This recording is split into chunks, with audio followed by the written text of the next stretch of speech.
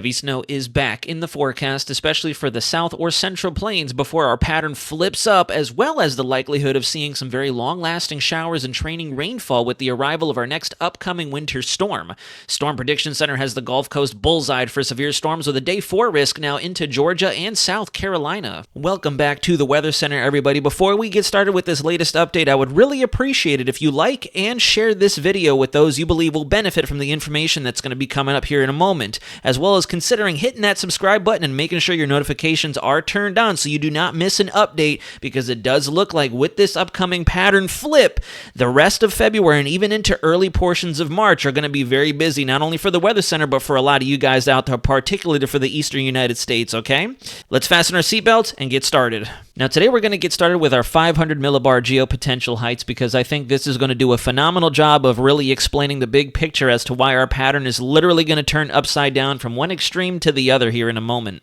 As we get started this morning, this is 0Z Friday, so this is as we start the day today. Happy Friday, ladies and gentlemen, as a matter of fact. We have a fairly mid-amplitude ridge positioned over the eastern half of the United States, trying to keep winter at bay. We don't have a tremendous amount of cold air moving its way south. We're looking at very mild conditions as we start the day down in the deep south, the Gulf Coast states, the southeast, the Appalachians, and the mid-Atlantic region, with very little effects in terms of winter trying to show itself. Out west, however, it is an entirely different story, where we still have our long wave trough oriented north to south over the Rocky Mountains to their entirety, providing them with a continuous flow of cold air, moisture, and very heavy mountain snowfall. Thankfully, however, the atmospheric river setup we observed along the Pacific coast, particularly for the state of California, has since concluded, and that storm system is now currently positioned over Minnesota, Wisconsin, preparing to cross its way into Ontario and head towards James and Hudson Bay. I clear the ink and we move forward in time, and you can see as that long wave trough continues to remain deep over the western United States and positively tilted,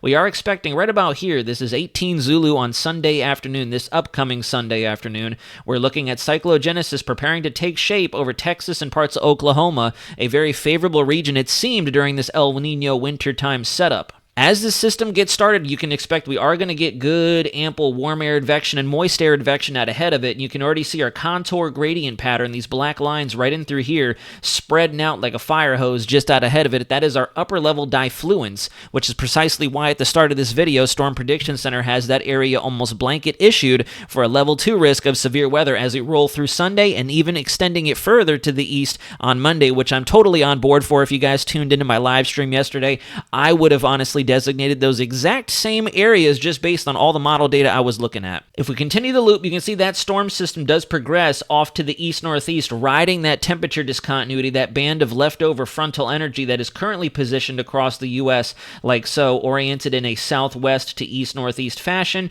starting somewhere down in the southern plains and moving up towards the mid-Atlantic regions. This is a very shallow area of cold air. We're not really seeing a whole lot of intensification or enhancement along the frontal system itself. We could see some pop-off isolated convection and storms with the onshore flow that's occurring across the Gulf of Mexico through the Gulf coastline, and I'll show you that here in a moment on the surface chart. And finally, last but not least, if I just continue to fast forward, you can see how our pattern entirely flip-flops. We now have a mid to sharp amplitude ridge oriented over the Rocky Mountains with a deepening trough and very cold weather expected to come down across the eastern seaboard of the Atlantic coast. And if you look at this puppy here embedded underneath the ridge, we're trying to show ourselves another Rex block pattern potentially, with our ridge building over the west and an upper level cold pocket embedded underneath that ridge. You can see how the thickness values very quickly go upside down. We have our 564 and our 570 line here, indicative of just how far to the north our subtropical jet is expected to ridge, but then we suddenly drop back down to 564 in the center of this bubble of cold air, I should say relatively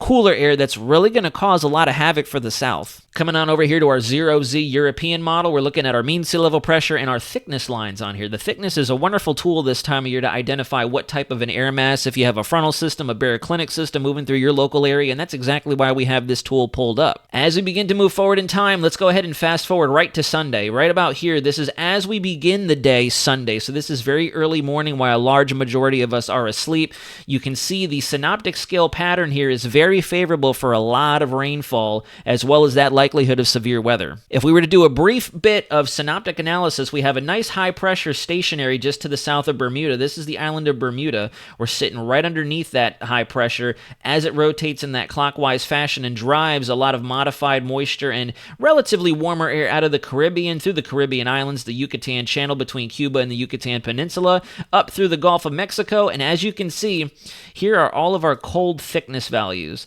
And as such, we have a frontal system positioned right about in through here, with cyclogenesis beginning somewhere over central and west Texas, thanks to that area of temperature discontinuity, that baroclinic line, that band. It's starting off as a stable wave right along that interaction between cold and warm air, and as it picks up that jet support and shortwave support that we saw at 500 millibars, that's what's going to induce that spin, and it's going to become unstable. Those are the two first phases of a low's life cycle. You have your stable wave that forms up, doesn't really do a whole lot besides maybe some enhanced weather activity like rain, showers, a little bit of an increase in surface winds, and then we go unstable where we finally get that mixing and the cold air starts to move more south and the warm air starts to move to the north. Right out of the gate, as that warm air overruns, as the term is considered, that frontal boundary across much of the southeast quadrant of the U.S., that's when your rainfall is really going to kick off for areas who most need it. We're trying to get rid of those drought conditions altogether, and we've made a lot of progression since we started the winter season. As we continue forward, there we go. We now have our unstable wave. You can see that cold air is in motion as well as that warm air trying to surge to the north,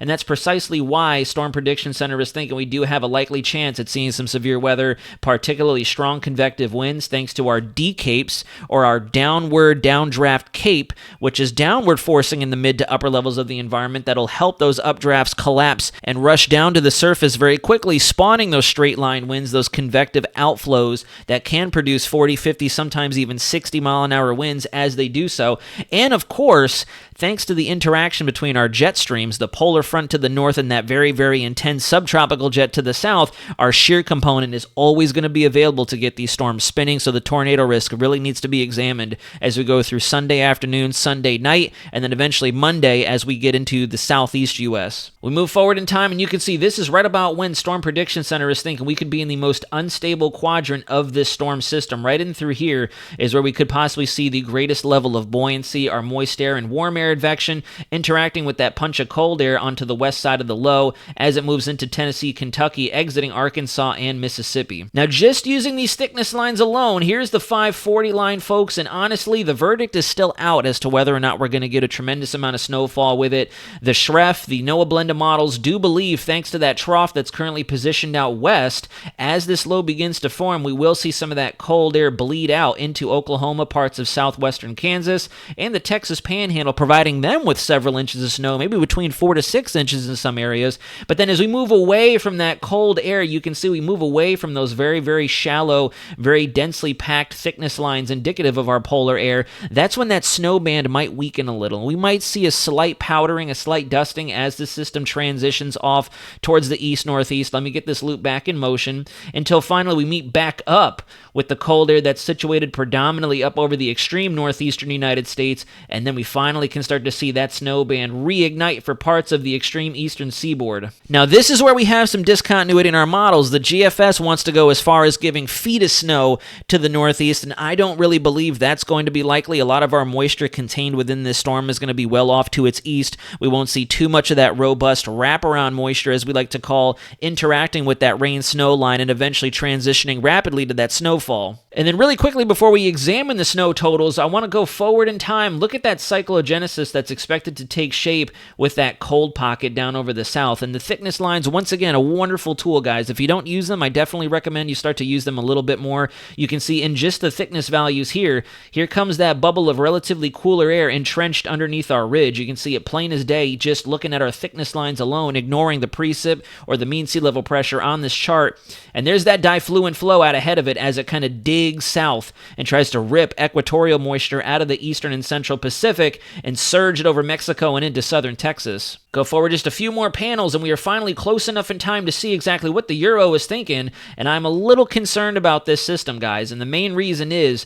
we have lots of really good temperature contrast on either side, a tremendous amount of shear component in the vertical and the horizontal dimensions of the atmosphere. When you think about it, as you ascend, that vertical shear component is excellent thanks to our subtropical jet, and if you think about it from a horizontal perspective, we have the low now traveling through the Gulf of Mexico, so that directional shear is also going to be fantastic for any kind of severe weather that occurs along the leading edge of this. Now, granted, again, just as we always mention, we love disclaimers and we don't want to use scare tactics or try to make things finite, especially this far out in time. We are at the very back end of our 0Z run, so we are only examining the potential of some severe weather and some very intense weather activity with this storm. We'll now wait to see if this continues to trend, and we'll build confidence as we get closer to that 96 to maybe 124-hour mark when we get into the realm of possibility a little bit more so than being out in la-la land for most of our mid to long-range models, 240 hours out into the future. So starting out with the Euro, you can see the European model is definitely on board with seeing some pretty decent snowfall for Texas, Oklahoma, Kansas, and a lot of it actually inundating most of New Mexico with that cold air bleeding, as I've mentioned, kind of being pulled from that long wave trough as a bit of short wave activity breaks away and helps to develop our low pressure. And guys, for those of you not familiar with the terminology, long wave, as the name implies, is just a macro scale trough. It's a huge trough that covers thousands upon thousands of miles and is associated directly with what the jet is doing in its overall flow pattern. Short waves, on the other hand, are still the very same kind of dynamic pattern as a long wave. Just as the name implies, short wave, it's much smaller. If you think of a wavelength pattern, like when you have the troughs and the ridges and the crests and your ocean waves, very similar concept. Short waves are going to be much smaller areas of colder air, smaller areas of jet activity and diffluence associated with it, and they will help to spin up low pressures at a moment's notice along its leading edge thanks to the divergence aloft ahead of the trough. As we take this through time, the Euro actually holds on to that snowpacking just a little bit, moving through Missouri, Illinois, and then up into the Midwest, further into Pennsylvania, New York State, and Connecticut, where the Euro wants to try to approach that 8 to 10, if not a total of a foot of snow as this storm really deepens down and becomes our next nor'easter system. This is where the discontinuity begins as we switch over to our NOAA blend of models. Now, the NOAA blend of models, I feel, has been a lot more reliable this winter season. It has a lot more realism packed into its predictions in terms of our overall snow amounts, especially since we have a blend of models, an ensemble product looking at the different potential outcomes, and it gives you the most realistic option after coming into agreement with all the different members as to what they're thinking. So once again, we'll go forward in time very short, and you can see that the Texas Panhandle, Oklahoma, New Mexico, the Front Range of Colorado even, are likely to see between 3 to 5 inches, maybe even approaching that 6-inch, half-a-foot threshold as we roll through the day of Sunday and into early Monday morning. And then you can see that snow band does dissipate a bit. You have a little bit more packing going on in Missouri, and then it very rapidly drops the totals down to maybe an inch, maybe a light dusting as you go through Illinois, Indiana, and Ohio, and then up into the Midwest and the New York, and then further into the Midwest and the Northeast U.S., we start to see that packing really begin to unfold, but the NOAA blend does not go nearly as aggressive as our GFS and our European model,